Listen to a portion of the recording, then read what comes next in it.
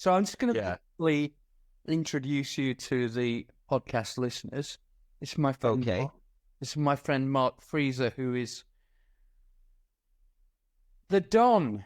I'm going to call you the Don of synchronization, and I think he runs a thing called Sync Summit, which is a kind of meet and greet kind of relationship manager thing for music supervisors to meet artists and hopefully do business. And that's around the world, right, Mark? Yeah. We do events online and simultaneously online and in person in New York, in Los Angeles, as well as with partners in Tokyo, Singapore, Mexico, Canada, and in Poland right now. So so it is a bit of a worldwide thing. Yeah. Wow, cool. Now, apart from the fact we're friends and we very nearly went into business at one point together. Yes. Who knows? It may happen again in the future. Exactly. Yeah. I just thought I'd never talked to anybody on the podcast about synchronization, and it might sound a bit of a dry subject, but the reality of the world of the music business now, in my view, is that synchronization is one of the most important revenue streams for a lot of artists. Yeah. Not necessarily the big, well, yeah, and obviously, we're not talking like Taylor Swift doesn't need it. She's got endless money, but that kind right. of talking about mid to the that percentile of kind of lowest 20 to 50%. Those kind of artists and writers, it's a significant part of their income nowadays, I believe. Am I right? Is that analysis? Yes, absolutely. Yeah, it does. I don't want to start to get into too much of a conversation about the evolution of how money is made in the music industry, but distribution evolved into into what it is today with streaming, and nobody really makes money unless they're a massive artist. So people over the years really had to shift into finding different ways of making income. And one of the more reliable sources, if you can get it, is synchronization and or creation of music. So licensed music or bespoke music for media, because we're duty bound to pay people if we license a piece of music or we commission a piece of music, a certain fee and a certain amount of royalties. So there is money that's being spent, and more money is being spent than there was in previous years, because there's frankly a lot more productions that are going on thanks to streaming networks and some other factors that are out there, which we'll talk about. But it has definitely become a way that a lot of artists, producers, players, singers have generated a decent amount of revenue and even created a living for themselves exclusively off of working in sync. And also for a lot of artists that may not be sync-centric producers or artists, it's created a significant amount of revenue. And also it creates sometimes, we can talk about this, but sometimes a certain amount of buzz and a certain amount of promotional value. So there really is something in sync. And, Martyn, when we talk about sync, I just want to give everybody a very quick definition. Yeah, of course. Yeah, the sync is shorthand for synchronization, which seems obvious, but basically it's taking a piece of music and synchronizing that piece of music, both the sound recording and the underlying composition and lyrics, to a piece of visual or interactive media. So this, in its totality, includes everything from a social media video for 20, 30 seconds to a commercial to a brand using a piece of music in a sonic branding initiative or a sonic or a mnemonic to, of course, music that's used in film, television, or games, or a trailer, which is another form of advertising. So those are sort of the main usages. Okay. And now I can hear all our listeners who are composers drooling because they think, oh my God, I'm finally going to earn some money out of this shit. Now, the next question is, everybody wants to do this now, of course, because it is, exactly as you described, a more consistent form of payment for your work. Right. Ironically, when I was in the peak of my career, I suppose in the 80s, the best way to get a consistent revenue stream was to create records and CDs, and before streaming. Right. That simply is not the case anymore. So things like I want to include in this library music as well, because that's of course another option which I've dabbled in myself. Now, a lot of these things aren't. It's the opposite of being a pop star or a rock star, because a lot of the time it involves not getting the kind of reputational kudos except within the industry itself. So in other words, public facing, you may well get a credit on a film or something, but a lot of the stuff that we're talking about here is pretty much credit free, as long as you get paid, of course. And so it if you're an egomaniac, this isn't the world for you, because you're going to have to bury that ego in an effort to make some money out of it. So I know some people who are, say, session players, in the UK, who are normally have a portfolio career. They do some MDing for live bands. They do some sessions for recording artists, and then they do. And in their kind of downtime, they will record library music. Normally, specification. Let's just quickly talk about library music. So it fascinates me. Just let's inform our podcast listeners who aren't familiar with this how this all works. Okay, so let me break it down this way. I'm going to put on my role, which is my role sometimes as a music supervisor. And a music supervisor, for those of you who don't know what a music supervisor is exactly what it sounds like. The person who's the designated musical director or musical manager for a commercial, for a film, for a TV show or a brand or a game or other media. Now, if I'm a music supervisor, I sort of break down after talking to my boss, which is the director or the head of a series, or in the case of an ad, it could be, 15 different bosses. But basically we say, okay, so what is the feeling that we're trying to emote? What is the budget that we have? What are we trying to do here? And then I'll do a breakdown. And then my next step is, where do I find music? What kind of music are we going to use? And this is partially a creative decision, and it's partially a financial decision and a legal decision. So on the creative side, we're always looking for the best sounding music and the best feeling to emote what we're trying to evoke out of the project. So we're always looking for that. And sometimes we have money. Sometimes the client wants something famous. So that's one type of deal where we say, okay, we're going to just go out and talk to Universal and a manager and the artist, and we're going to throw money at it. And then it's a complicated contract, but you've got money, so the deal gets done. A lot of the time, we don't have the money to throw at that. So then we say, well, what do we do? Well, we've got a series of concentric circles where we go to find music. And within the first concentric circle, we've got two things. We've got a series of trusted artists, minor labels, sync agencies, which act as advocates for artists and music, that will go to, if we want something, that's an original piece of music. And we say, okay, we're going to connect to that.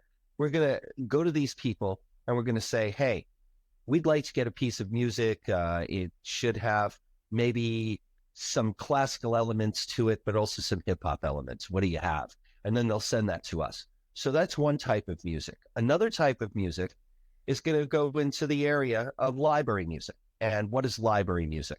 Library music, it used to be, we used to sort of make fun of it in our part of the industry and say, oh, it's just crap. It's a bunch of stings and a bunch of little teasers and stuff.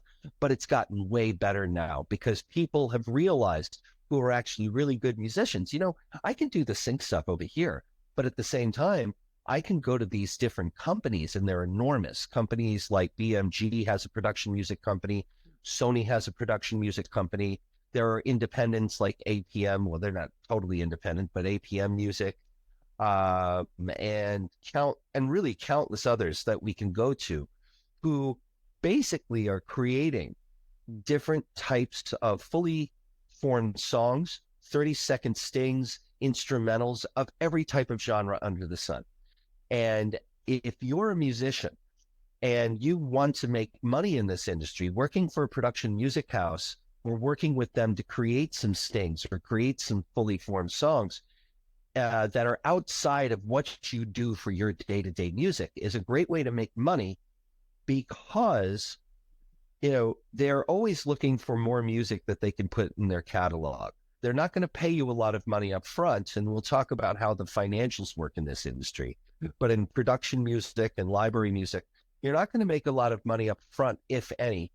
But there's going to be now a potential of you generating a huge amount of ongoing revenue over time from royalties. Because once you're in a music library, that music library is usually, if it's one of the more, I would say, prominent ones, it's being used by all of the studios. So Netflix, Disney, Sony, and it's being used by a lot of the ad agencies. So WPP and Publicis and 72 and Sunny and all the rest of those companies, and everybody else who is doing production is going to look at libraries.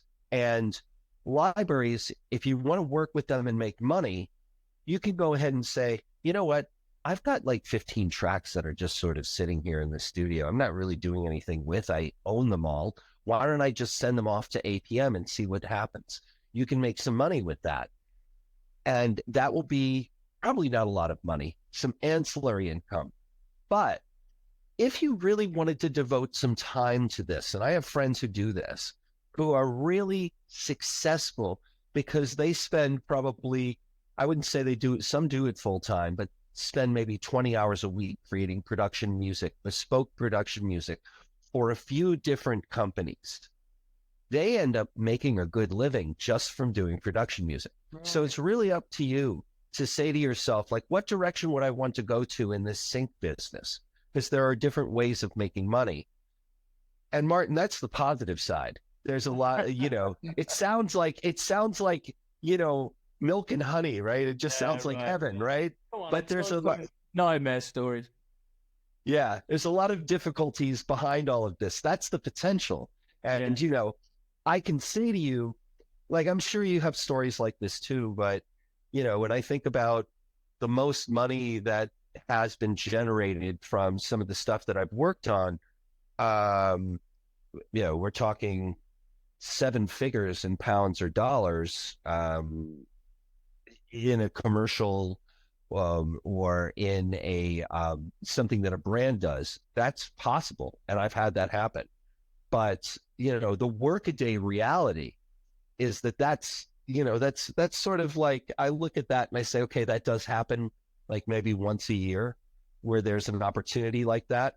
But most of the money and most of the work is done on anywhere from like $500 to about $10,000. That's where people really make money in this industry. And if you say to yourself, okay, so these are the different ways that I can make money over time, and I take a long-term view to this, it can be a really interesting component of your career in terms of money, and also to a lesser degree than people want to tell you sometimes, it can also help you in terms of promotion a bit for the other things that you do. Good. That was a long sentence. Yes, I'm sorry.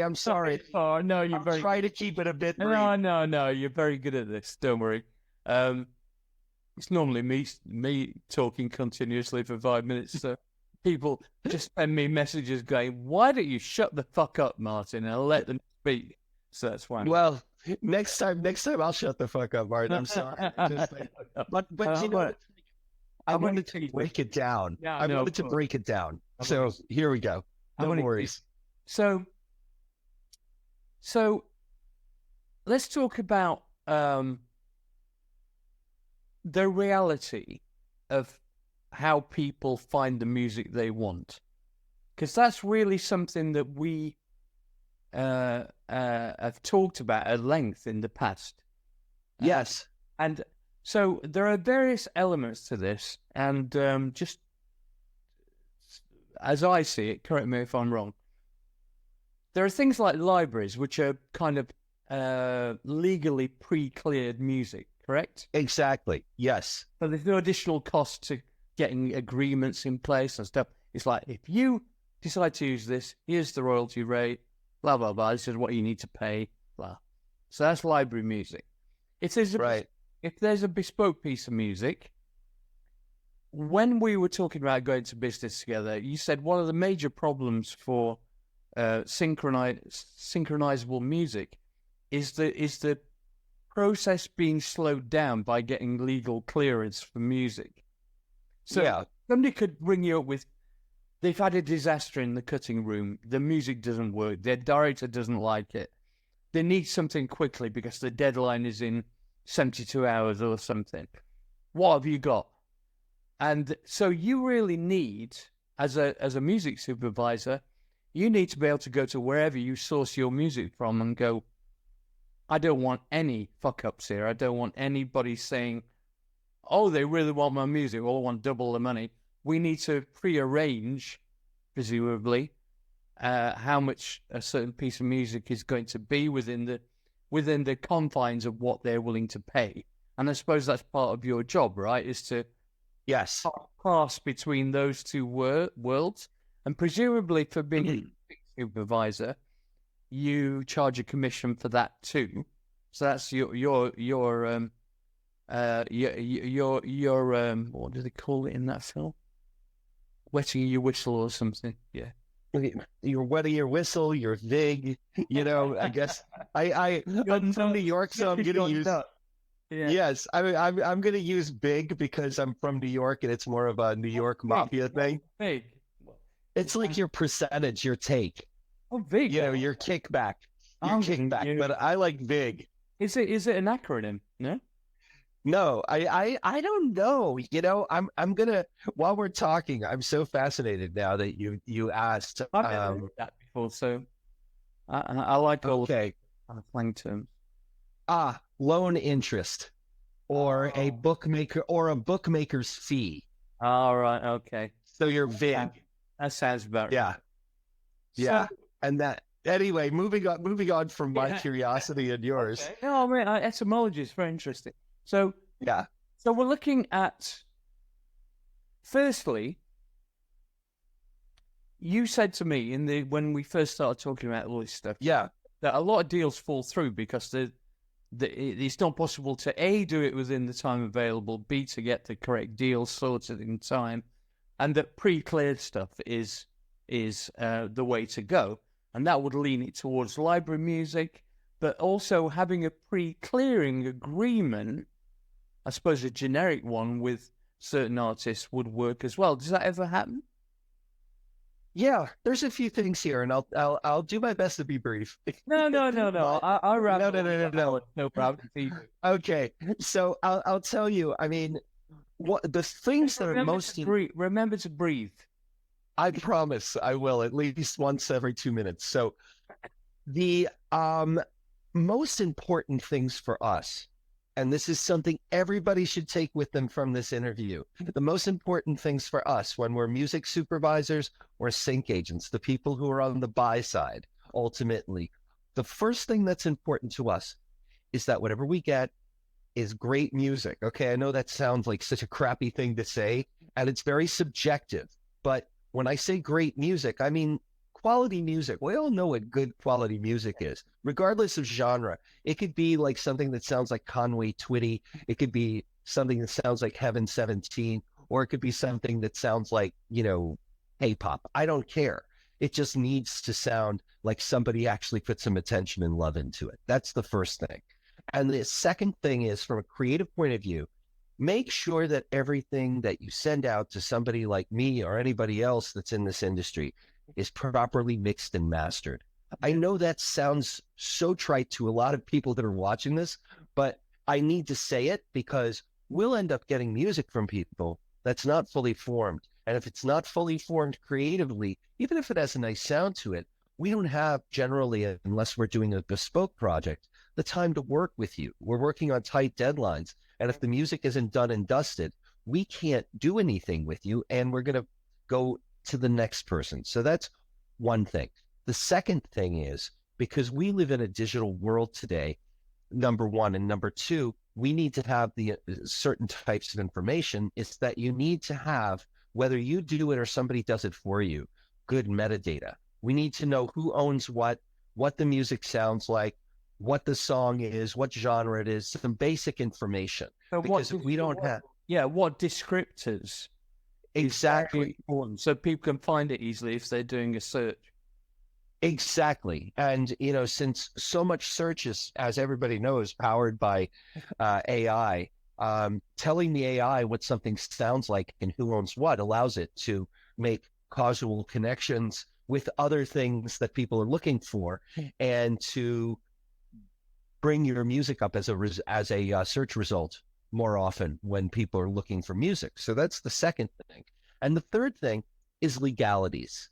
And legalities means a couple of things in our industry. The first thing is, if you have multiple writers on anything, or multiple owners of a sound recording, make sure that everybody has signed off on the underlying copyrights on who owns what. So you should have a split sheet before you leave, the place that you're writing, yes, the studio. You've got to have a split sheet, because if you knock out these issues at the beginning, everybody's happy later. Everybody knows where they stand.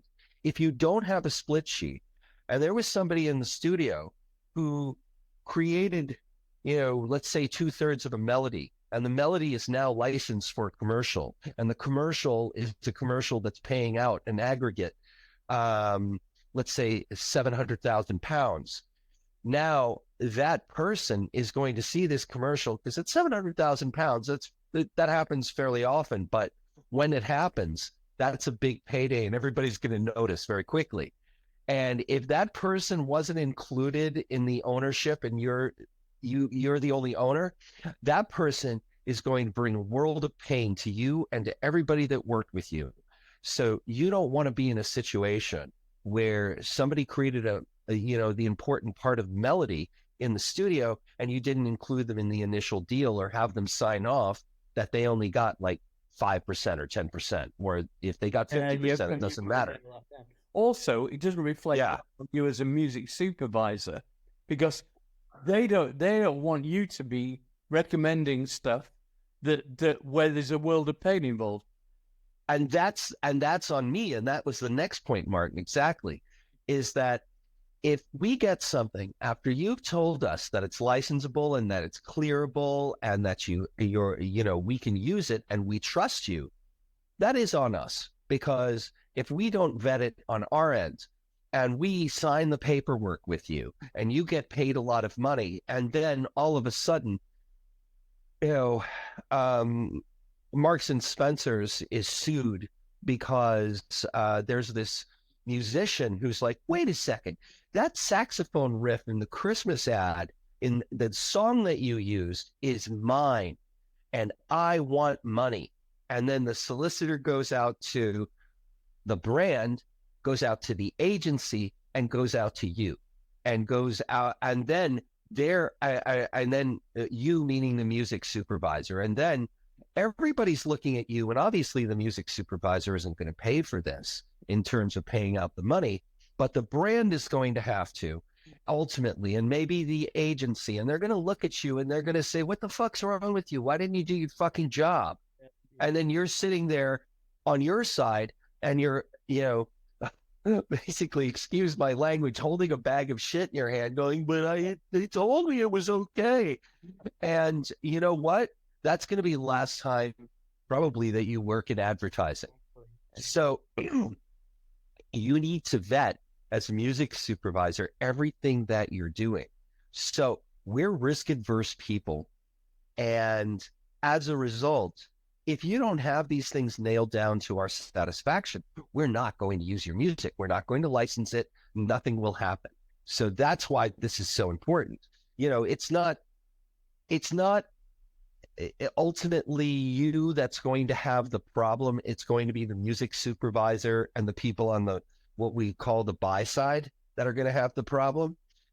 That music supervisor will probably never work with you again, but that music supervisor also probably won't work again. But you don't want to put yourself in that situation where, you haven't done your legal homework. Okay. So that's really, really important. So I know we spent a lot of time on a split sheet, but you do not know, Martyn, how many times I have people sending me music where there's no split sheet, or they're like, PRS? What's PRS? What's a performance rights organization? And I'm like, why am I even talking to you? Like, I get it. And sometimes I've worked with musicians where I'm like, okay, so you don't have your music assigned to a performance rights organization. You don't know what PRS is. You don't know in the US what BMI or ASCAP or, Jazz Rack in Japan. Everybody's got one. Everybody's got a PRO, at least one. So if you don't know what it is, sometimes if I really like the music, I will handhold the person through the process. It's not hard, but things like that, you need to make sure that you've nailed down your performance rights organization for so many reasons. But without a performance rights organization, we can't work with your music because it looks totally unprofessional, number one, but also we can't pay you royalties. So, it behooves you to go out and get that done. 100%. That's a very good message. So the next question I have for you is, apart from going to the pub and drinking with people like you, how the hell do people get into the loop of being amongst that elite crew that actually gets their music selected for a particular project? Well, to be honest with you, Martyn, it's a bitch. I mean, it's very difficult for musicians because, you think of this as a funnel that's gotten over the last 10 years from, say, this big to this big. So there's way more opportunities. There really are, because of streaming, because of greater advertising, because of localization of media content. A lot more opportunities. So that's the good news. But the bad news is that everybody has definitely woken up to the money-making potential of sync. So now you've got a bigger, funnel, but you've also got, instead of like this many people trying to get into the funnel here, you've got like a mountain trying to get through this funnel. So that's your reality. And what that means is that if you want to connect with people in the industry, first of all, you've got to take a long-term approach. I always say to people, it's a marathon, not a sprint, because that really is true. Now, you can have lightning in your hands, and maybe 3 months after you've created a song, or maybe even a month after you've created a song, you've got 5 licenses going. But that's not reality most of the time. The reality is that it could take years for you to get something successful, or at least, 6 to 12 months. So you've got to take an attitude that, first of all, it's going to take me some time to get this out to the people in the marketplace. That's number one. Number two, is that you have to really assess who the people are that you want to make first contact with. So do you want to connect with people in the ad industry, film and television, games, or all of the above? You need to think about that and where you'd like your music to go. Third, now, how do you make connections? Well, there are people, I work as a sync agent, and there are sync agents that can help you who work day to day with a network of individuals who are music supervisors, people at brands, and people at ad agencies. And people who are sync agents can be helpful and can be your advocate in connecting your music to their network of buyers. So that is one way that you can sort of jumpstart what you're doing, is by working with a sync agent who has access to a lot of the projects that are happening and has an ongoing dialogue with a lot of the decision makers in the industry. Now, if you're assigned, to a major label or a, let's say, major indie publisher or label, those people usually have internal sync people, and those people can be to varying degrees useful, but those people are driven by their internal priorities. So sometimes they're out there pushing Taylor Swift more than they are independent music. So you have to be aware of that.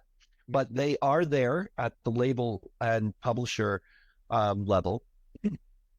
In addition to that, you can make your own efforts. And I advocate that everybody try to do that. But it also means that you're going to have to put in some work into it, which means assessing who some of the people are out there, how to connect with them directly, going to events, whether it's one of our events or our educational platform, or it's something like, I can't be at it today because of scheduling reasons, but the Guild of Music Supervisors is doing an event in New York today for the day that is actually really good. It's a good way to connect with people.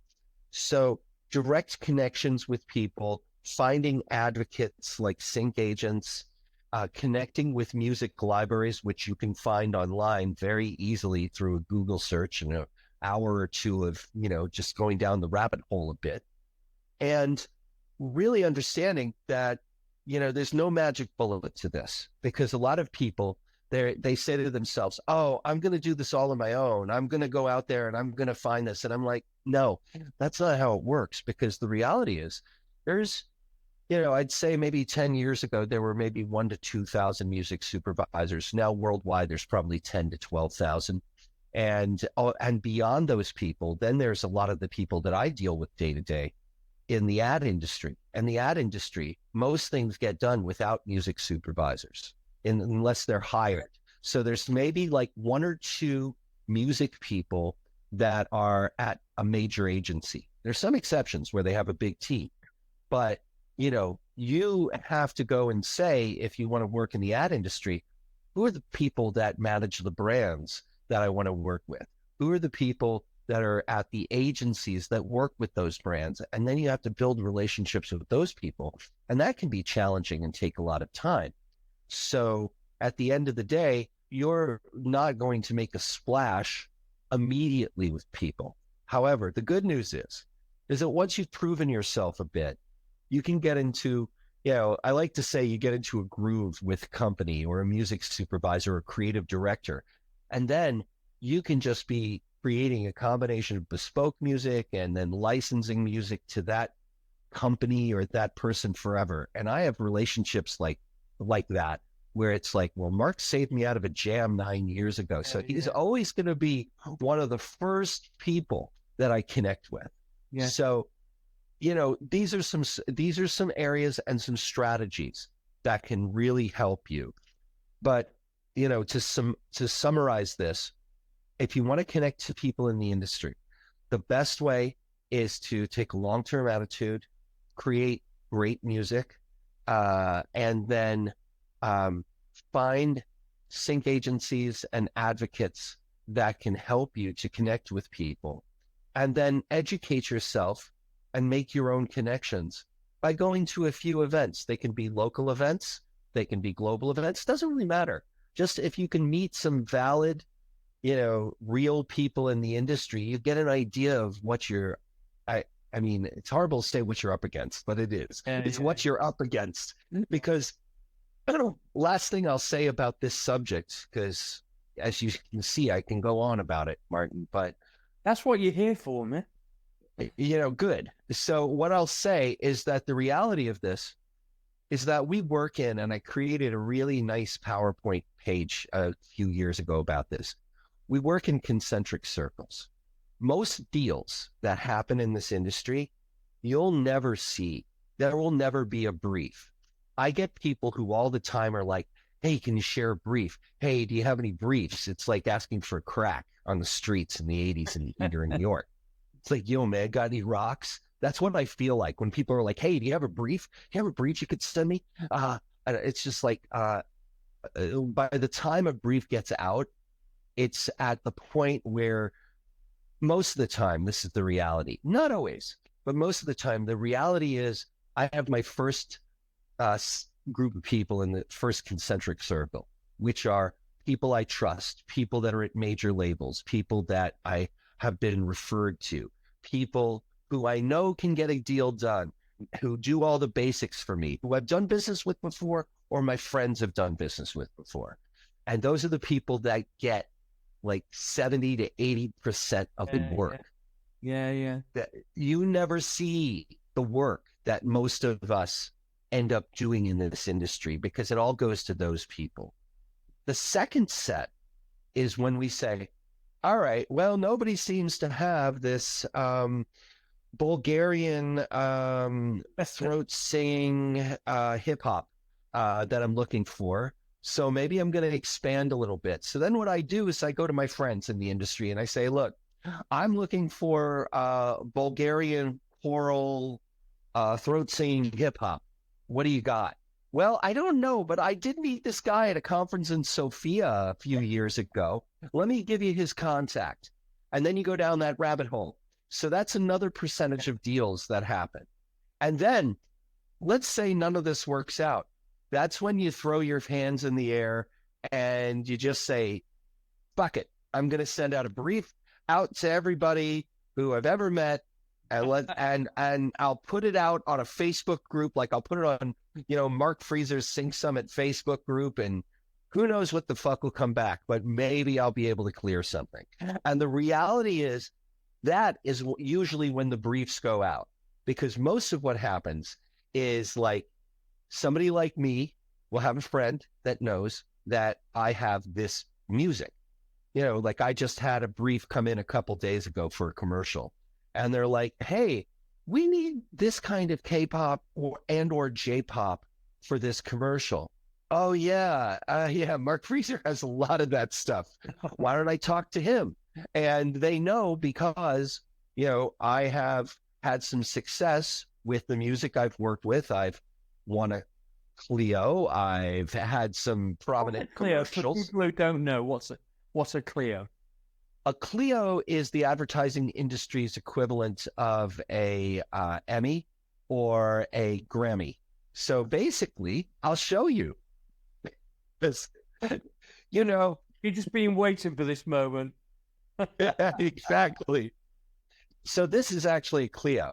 Oh, nice. Okay, it's a little award, and it's got a little globe in it. You thank all the little people, and Oh gosh, I think I'm the littlest person in this whole thing, but at the end of the day, it's a bronze. One of my friends was like, I saw the ad, it should have been a silver. And I'm just like, oh, shut up. I'm just happy I'm able to get something I could keep, In the right light, it looks like gold, so don't worry.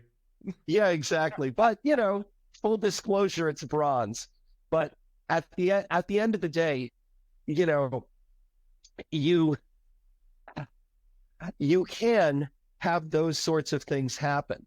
But talking about these, these three concentric circles, obviously you want to be in the first one. And being in the first one takes time. It takes time and effort, okay? And, the reality of it is that particular instance there, and like I said, 80% of the other instances happens when like I said, somebody goes, hey, call Mark. He's got all this Japanese stuff and Korean stuff. And then somebody calls me and I'm like, oh, okay. So you need something by tomorrow at 1 p.m. This is a commercial brief I literally just got. You need something by 1 p.m. You have a reference track. Sometimes they have a reference track that I can listen to get an idea of what they want. Sometimes I don't get anything. This time I got a reference track. So I listen to it and I'm like, oh, yeah, I've got a whole bunch of stuff. And the reference track was a song from an artist that collaborated with the artist that I sent these people. So there was like a mental correlation I could provide, which was a happy coincidence. But I went and I provided them that. I don't know what the next step is because they're assessing the music. But the reality is you want to be in that circle where you're getting people giving you phone calls and sending you DMs. Because I'll get DMs from people, good friends of mine from throughout the world who are like, hey, Mark, listen, I need some Christmas music. Do you got anything? I need a replacement. This is the amount of money I get. That's the reality. So how do you get into this first circle is really the question. Going back like 15 minutes, Martyn, this first circle is everything that I talked about, but the quickest way is really to find yourself a sync agent or to get in with a music library or to have an advocate at the label or the publishing level. And sometimes the management level, if your management's, hooked into the sync industry.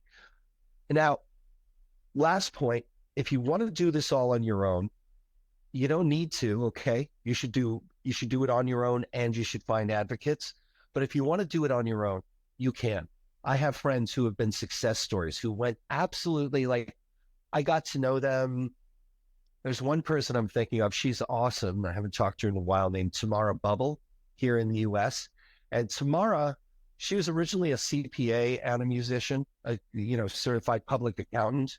And she decided that she really wanted to, attack strategically being successful in this industry. So she thought, okay, what kind of music do I create? And she creates like clean pop and hip hop music. And she's very good at it.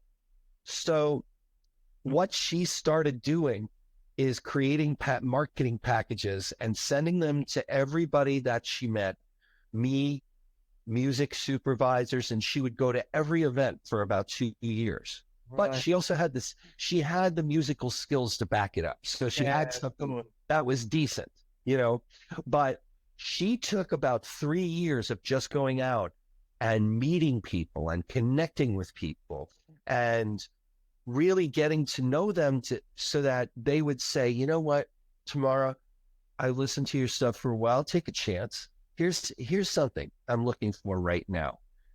And that's really what you need, but it takes time for you to do it yourself. Yeah. Whereas, there's a music house that I work with and in New York, and they're like, Mark, do you have anything for me that would work?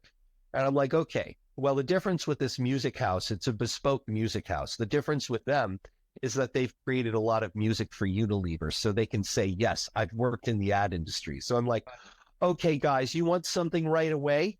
You want a challenge? Create something for me in the next 3 days that sounds like it's an original song that sounds like something that Black 47 would do. Or I've got a new project that's looking for original Japanese pop music. I've got a Japanese singer and songwriter I'm going to connect you to. Make something and get back to me. And you know what? They were able to take that challenge and do it. So right. At the end of the day, that's what a sync agent can do for you, is that they can connect you to those opportunities quickly. So find a sync agent and then meet people, connect with them, and ask them for a chance to do business. Good advice. Very good advice. Yes. I can't think of any other questions. Have you got anything else you'd like to say?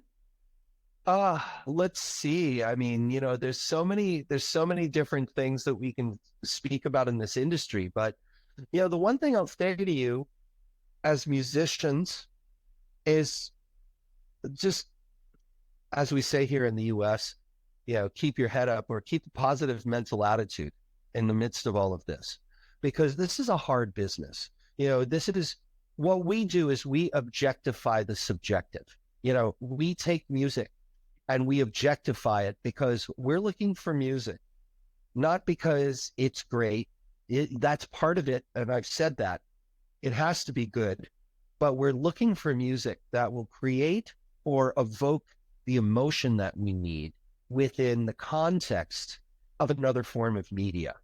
Yeah. So you have to be understanding of that and know that if you haven't had your music connect to opportunity and you've been plugging at this for a year or two, it's not your fault. It's 90% of the time. No, there's get themselves up about this stuff. Yeah. Yeah. And I just have to say this to people, because I have people that go to me and they're like, Mark, I haven't gotten anything. Well, let me tell you a quick story on this, and I will be quick, but there's an artist that I've been working with in one way or another since 2009. And I believed in his music from the second that I heard it. Honestly, he's a very prominent artist in Asia. He's very well known. He probably produces, like, depending on the year, between 10 and 20% of Japan's music industry's revenue. Wow. So he's definitely got the chops. And I've been a big personal fan of his for a long time. And I have worked with music from the bands that he produces or his original work for probably the last 10 years. And I pushed it out to so many music supervisors, major ones who will go unnamed right now, who are friends of mine. And I'm like, give this a chance. I am telling you, his music is great. And some of them who didn't understand electronic music were like, oh, Mark, I can get electronic music anywhere. And other ones were like, yeah, okay, I'll keep it here. Yeah, well, fuck that person, right, Martyn? This guy's actually really good. So, I in all due respect, I love this person, but fuck them. Yeah. But there are other people who are just like, Mark, I love it. It's awesome. But I just don't have anything for stuff like that, Yeah. So I didn't give up, though. I kept pushing and being an advocate for this artist and the different bands that they work with, and really trying to push it out to my network of people. So I created awareness, though I didn't create a deal. Now, about 10 years after that, because I created this awareness, because I created this understanding that this artist was out there, I ended up having people. Initially, one got in touch and they were like, hey, I heard from this person that you're working with this artist. Well, we have this new commercial campaign that we're doing, and we want to pay this admittedly large amount of money. Yeah. And we'd like to use this song and maybe this other song. And we're like, okay, great. So then the complicated part is doing all the paperwork for the deal, because it was a brand deal and those are complicated.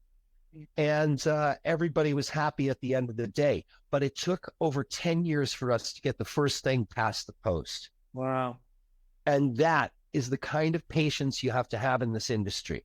Even if you're somebody like me who really does fucking know almost everybody, you really have to say, all right, it's not me.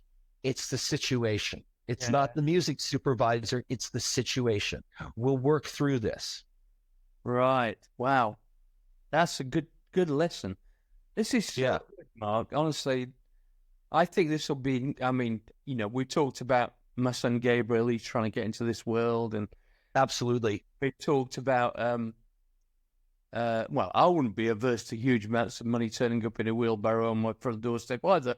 But we all love it, but it's like, it's a bit of a combination of having the best stuff that you can, and then playing a game of drunken darts. That's really what it is. It's like somebody's like, hey, I've got this. Okay, prepare it. And then you're like, can I suggest that would make a great name for a sync agency? Drunken darts. I love it. That's great.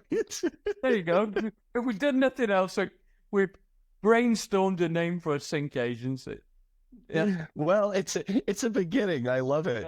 But that is kind of the way I feel about it, Martyn. It's like, you prep everything as best you can, because everything I've said is the way the industry works. Yeah, yeah. But then at the end of the day, you take your shot, and you take your shot.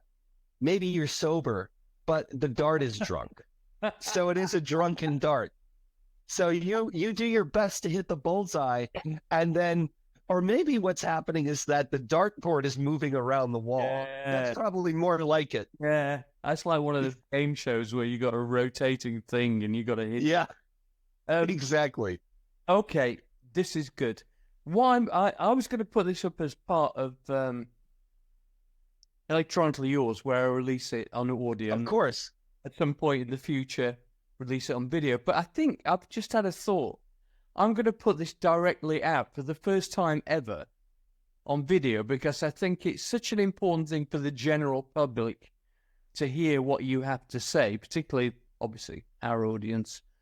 But yeah, just any musicians. So I think it's as a piece of public service broadcasting.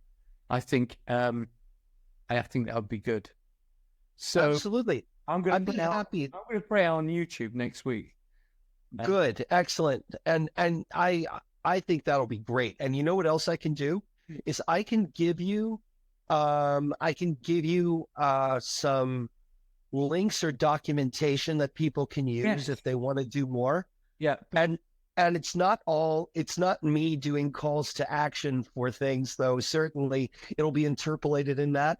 This is more like free resources, because I've created a metadata guide, like, how do I deal with metadata? I created a guide for that, which is free. How do I deal with these different sync issues? I put out a blog post and a lot of blog posts about this. So I'll give some links to free things. And great, man. It'll help people, I'm sure. Yeah. Yeah.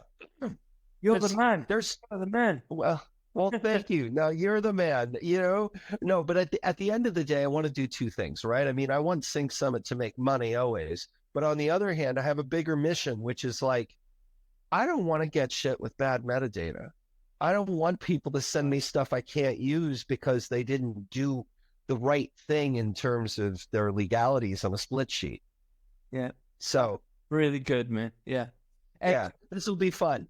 Yeah. Okay, man. I'm looking forward to that. As I say, I'll let you know a couple of days beforehand when I put it out. If you could send me those links, that'd be great. I will send you the links, and I really can't wait for this to come out. And I'll put it on all of our socials and our email and in our newsletter, of course.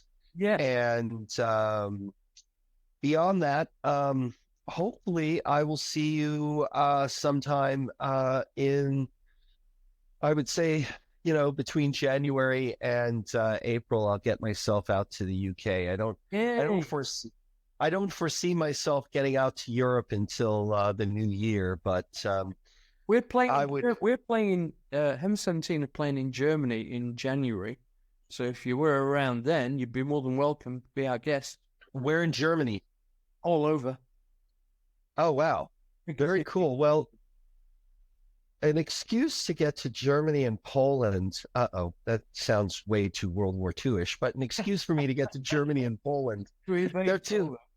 Yes. Well, Poland has turned into one of my favorite places over the last couple of years, Martyn. I don't want to get into it too much, but it really has, because I've done a bunch of work there with the export office, and also I just fell in love with the country. It's a great place. I've never been to Poland. I've got several Polish friends, but I've never been to Poland. Well, you know what I should do? I'm going to connect you with the head of the music export office there. Oh, I'm going to send you an intro. There's a guy there named Merrick Hodja, and Merrick has become a good friend over the last few years, but he has created a program that's a sync camp that takes place in the resort of Sopot on the Baltic, as well as in a place that I swear to you, Martyn, if I was a single man, I would move to. There's a place that I didn't know existed in the mountains in the south of Poland called Zakopane, which is basically like the Aspen or Switzerland of really? Poland. Like, it's amazing. And they hold these sync camps in these buildings that they own.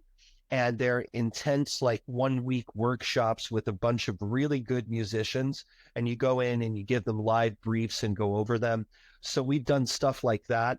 Also, there's a huge film festival that takes place every May in Krakow that I got to do a couple of panels in, and we do stuff in every year. Amazing. Krakow is just an incredibly beautiful city. And, you know, I spent time in Warsaw too, which is, Warsaw's pretty cool. You know, what's interesting about Warsaw is that it's like a London or a New York. It's a big city. But also it's got, but what's different about it is that unlike London or New York, it's got this like Soviet brutalist architecture. Oh, I love all that there. Love all It's so cool. that. It's so cool.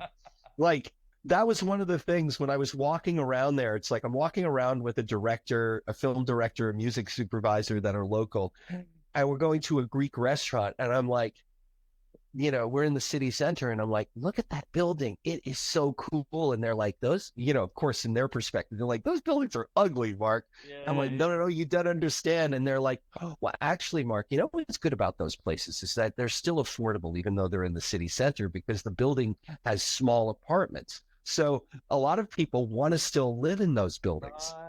Right. Interesting stuff. So Anyway, go to Poland, then gonna go to Poland. That's it. So I'm going to make the introduction, and we've got to find an opportunity for you to come to Poland in 2025, because I really feel like you would love it. I feel like you'd really love it there.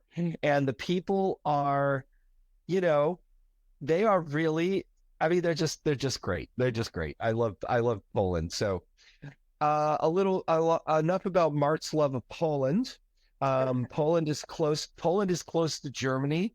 So you send me I'll send you the dates. Send me the dates, and I'll sort of like make it loop into a trip to Poland so I can make it work. Yeah. Cool, man. All right. Cool. All right, Martyn, this was fun. Very soon. All right, man. Absolutely. Take care, man. Bye. Bye-bye.